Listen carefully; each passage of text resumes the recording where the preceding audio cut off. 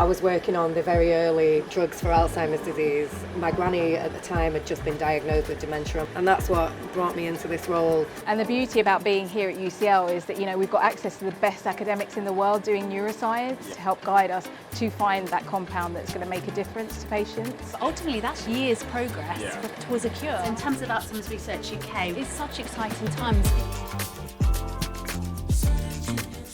Hi, good morning. Hello. How are you? Very nice to meet you. I'm Hi. Curtis. Good to I'm meet you. Fiona, nice to meet you both. Welcome to UCL. So I'm going to take you into this, what looks like a very historic building. We're making new medicines for Alzheimer's disease, and we're going to get you doing some hands-on chemistry, biology and screening. So are you ready to go? You may not be able to use any of the stuff that we do screening with or anything, but we'll give it a go. No, we're going to train you very carefully. Lovely to meet you. I'm Curtis, everyone. You just look like You just look like you're about to create Frankenstein or something. You look like a crazy scientist. The way we start the drug discovery process, we start with what we call a drug target, and that is where it's something that changes in the brain that we think we could possibly treat with a small molecule drug and change the function of to rescue the disease. With Alzheimer's Research UK, we can put our funding into the best projects that are really early but really cutting edge, coming out of world-leading, neurologist labs, and then accelerate them into things that industry will invest in, and operating just like a company would in terms of our strategy, but we can take higher risks because we're funded by the charity. And when I say risk, I don't mean uncalculated risk. I mean, this project looks really cool, but there's no real solid science to support it yet, but the data is promising. And then we put these guys in the lab and we say, right, come on, let's get that. It's really an amazing place to be if you're a drug discoverer, because you can do all that in one place.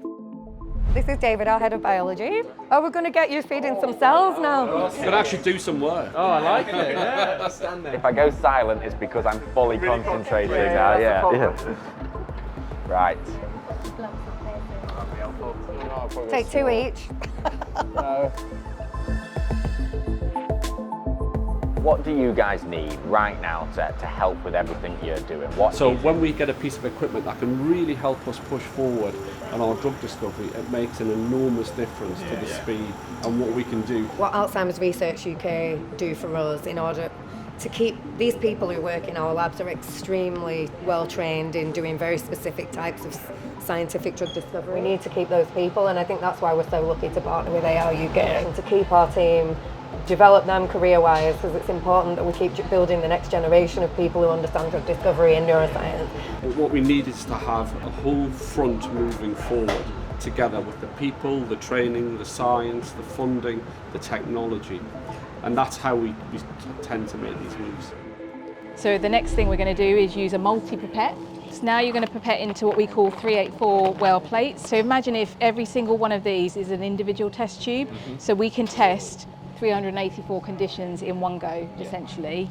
You're going to now rack up a whole set. That's it, and you just press down.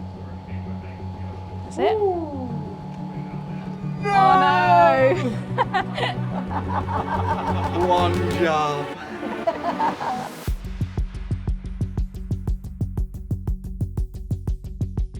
Done.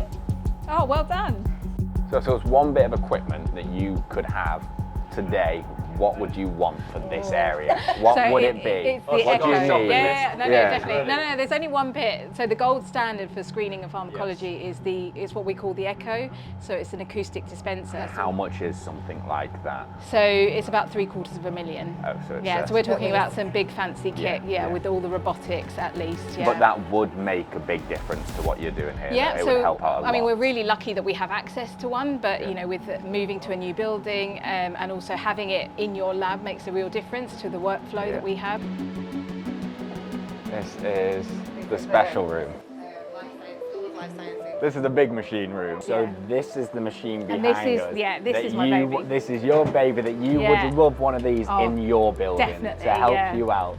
So literally what's happening is it's taking a plate with all your compounds in it, putting the other plate upside down on top of it, and it's using sound waves to dispense it with with precision, such small volumes into the well above it. Yeah. So you're saving on the plastic as well, energy efficiency in terms of all the automation, the electrics we have to use upstairs, This we can set overnight to run it, and so that it's there ready for us to use. So to be able to get one of them into your lab in the other building, it's fundraising what we need. We need money. Pretty much, yeah. So if people are wanting to get involved with like fundraising or anything, like how can people get involved? There's so many ways. I mean, we've got people rowing the Atlantic, running marathons, cycling. And I always say, you know, what's your passion? Whatever it is that you want to do it, and do it because most people like yourselves have got a story, and that's their reason, that's their why. Well, this one has been a very close one to myself and AJ, because obviously our nan had dementia, unfortunately.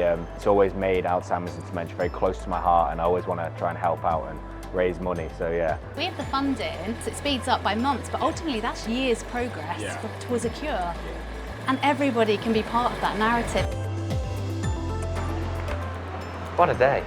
Seeing how much technology and real innovative machines like really making it possible to actually find the cure, I think that's the one thing that's overwhelming. To actually see people creating a cure, making a cure and trying to create a cure is actually quite eye-opening and nice to see what all the fundraising and what all the help is actually going to and creating. So it's really nice to say thank you guys. And a massive thank you from everyone at Alzheimer's Research UK. You are awesome. Thank you. There is a real mission there. There is.